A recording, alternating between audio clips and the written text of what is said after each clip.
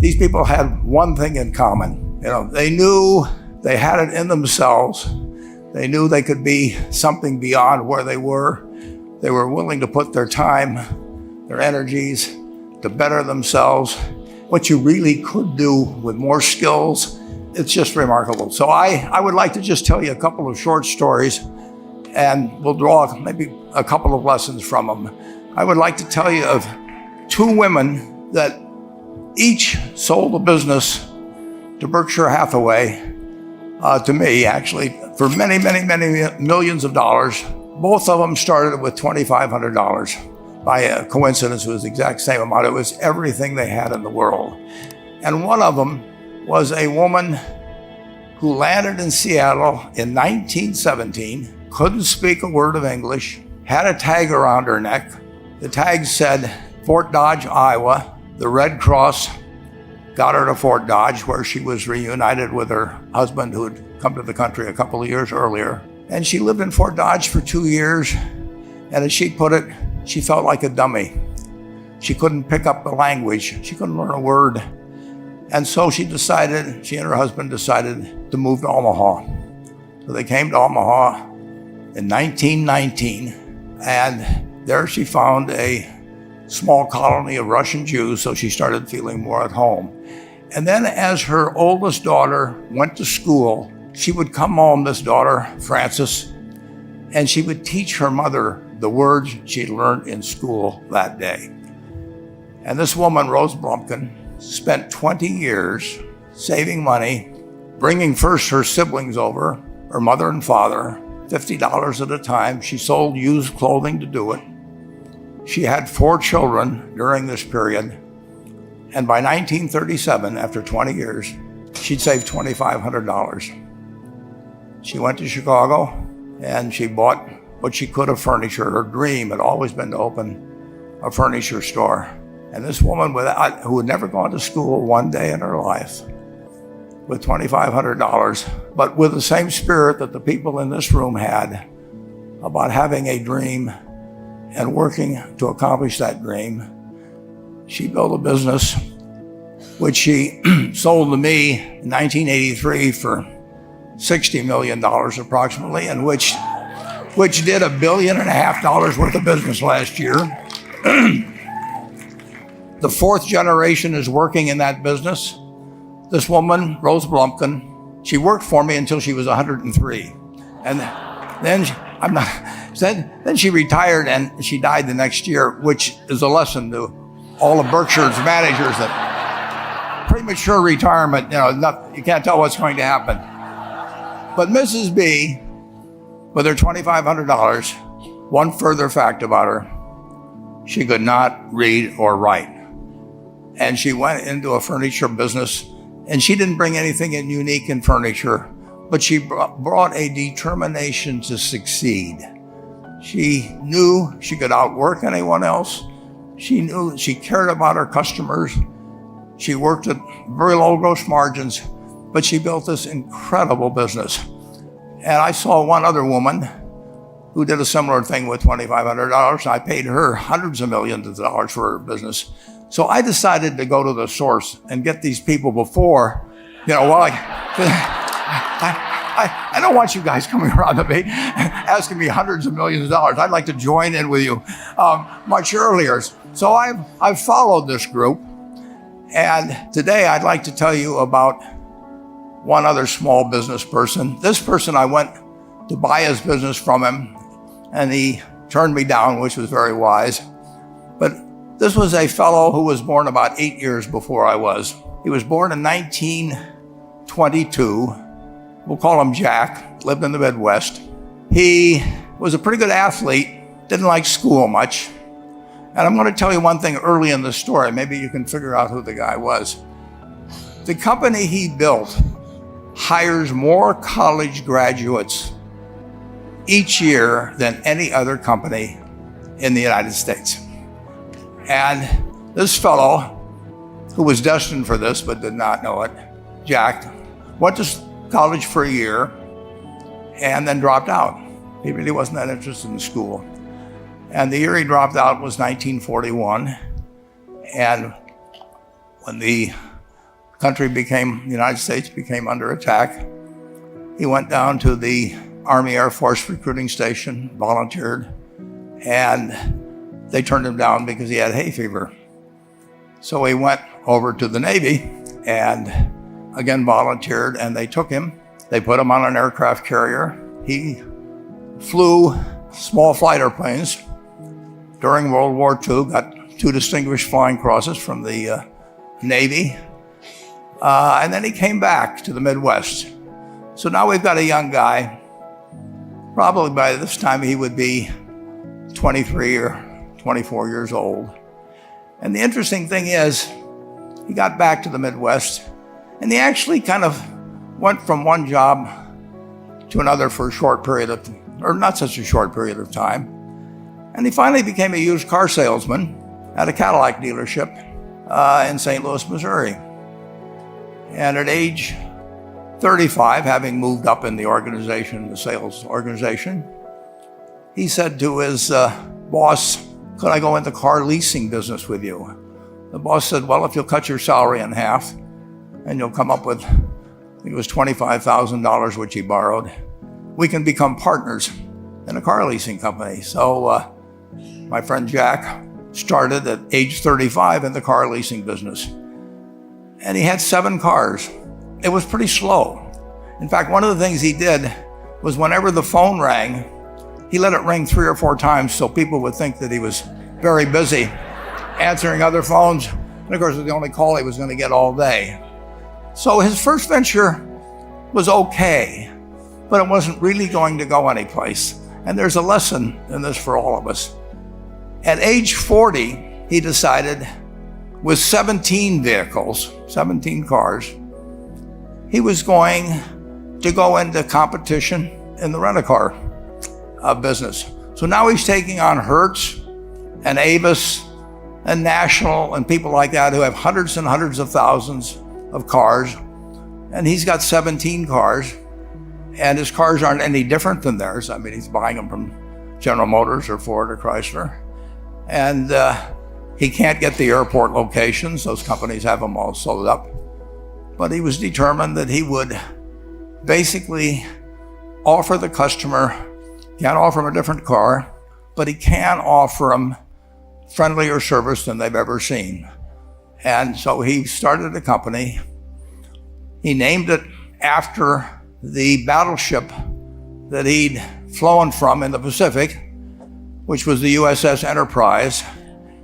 And he died about a year and a half ago. But when he died, his rent-a-car company, starting with those 17 cars, was worth more than Hertz and Avis and all the rest of the rental cars put together. The man's name was Jack Taylor, and his son, Andy Taylor, is a good friend of mine, runs the business now. A grandchild is in the business. There'll probably be a 4th generation along the line. So this man, in the United States, he didn't invent artificial intelligence. You know, he didn't do anything that, just like Mrs. B selling furniture, I mean, that any one of us could have entered those businesses.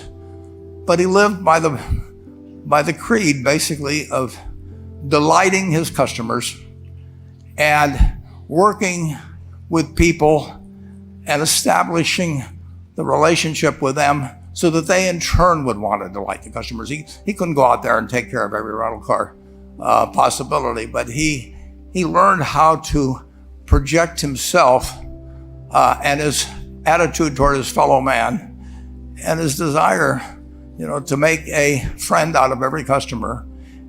He managed to take very ordinary cars and turn them into this extraordinary business from virtually nothing.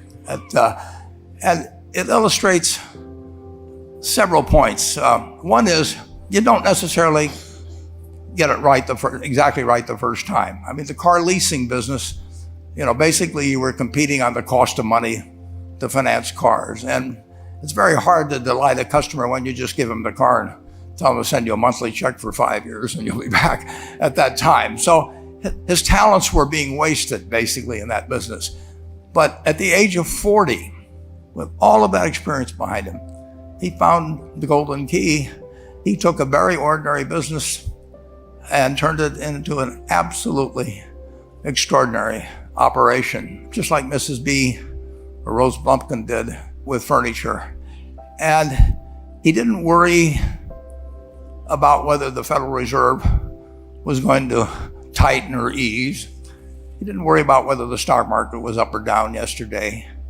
He didn't worry about the things he couldn't change, but he did focus on the one thing he could change, and that was the customer's experience. And I have seen the one that got away, Enterprise. I went down to Florida and tried to talk him into selling to Berkshire, and he was smart enough not to do it. Probably the value of the company has quadrupled since I made that visit. But he was smart enough to see that he would find that business. Henry Ford, as you may know, failed twice before he started the Ford Motor Company in 1903. I mean, the test isn't whether you get the greatest business idea in the world the first time out. The test is whether you keep learning as you go along what your strengths are and what you can do for your customers, what you can bring especially to the party. And to do that, you need the education that I know you've received through 10,000 small businesses, but you need a genuine desire day in, day out to delight the customer. I've never seen a business, and I've seen a lot of businesses, but I've never seen one that delights the customer that doesn't succeed. I mean, what you want is that customer the next day when they think, do I want to rent a car or do I want to buy some furniture? What goes through their mind? You know, it's the place where they've had a great experience. I don't know what I paid for this tie. Actually, probably if somebody gave it to me, but for the purposes of this speech, I will say I have no idea. But or the shirt I'm wearing, or this. But I do know, I will remember how I was treated when I bought it. I mean, you long forget about the price, but you never forget whether you had a good experience or a poor experience with the purchase experience. And you'll have a hard time finding a person that's had a wonderful experience, a delighted experience in purchasing anything that isn't going to come back. And similarly, if the memory is of rudeness, indifference, whatever it may be, they're never going to come back. And as a small business owner, and as you grow, you have to not only be able to project that interest in people's well-being, in delighting them yourself, but you have to do it through other people. And you won't be able to do it through people who themselves do not feel they're being fairly treated, that their views aren't appropriately considered. So you really do have to learn to multiply yourself through other people. And I advise the young people that come to Omaha. We have a number of classes. The key is to, certainly in terms of your personal life, the most important decision you'll make is the spouse that most of you will likely have. And it's very important to surround yourself with people that are better than you are. You are going to move in the direction of the people you associate with. So you constantly, I've been enormously lucky in that respect. I mean, I've just had teachers and friends and a spouse that really was a better person than I was. And I had enough sense to learn from these people that life went better if you behave better yourself. It took a while. So I advise you to seek out, as your partner in business, your partner in life, whatever it may be, look for the people that actually are examples to you rather than somebody that you think you need to straighten out yourself. And simple rules like that, delighting customers, working through other people, associating with people that will cause you to move in a better path than you might otherwise have, they will take you so far in life that it's hard to believe. I mean, they took Rose Blumkin without being able to speak a word of English, couldn't read or write, and they took her to what is now a $1.5 billion business. And incidentally, there's been no money put in it since the $2,500. That's been the total capital paid into the Nebraska Furniture Mart. And I think if you looked at enterprise, I don't know their books the same way, but my guess is that very little equity capital has been added to enterprise over the years. The business built on itself. So I want to tell you, I admire this group enormously. When I met Dr. Mello's class on September 22nd, 8 years ago, I was thrilled. And I admire people that are doing what you have done. Working hard at your job at the same time, you took on an added, really, lot of hard work to further your skills. 99% graduate. I mean, that's a mind-blowing statistic.